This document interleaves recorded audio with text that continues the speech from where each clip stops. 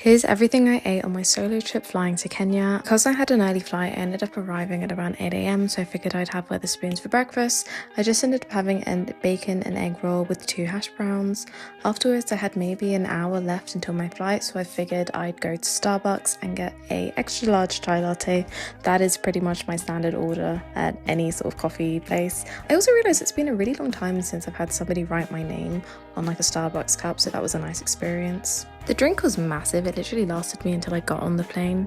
There's something about traveling in the morning that makes me so hungry regardless of whatever the time is. Before we took off, we got given some water, and once we were in the air, they came round with some sort of snacks. I'm not a big fan of like nuts, but these ones were actually really tasty. And then I also had a gin and tonic, which felt very weird at like 10 a.m. in the morning, but yeah, it's on a flight, so who cares? Anyway, they came around with lunch a little bit later.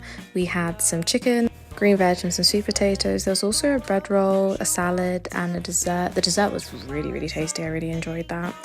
We had about 4 hours to our next meal, so during this time I just watched some films. I ended up watching Mickey 17, and about an hour before we were meant to land, they brought down this barbecue chicken pastry, which was really nice, as well as a chocolate muffin, and that was my flight over.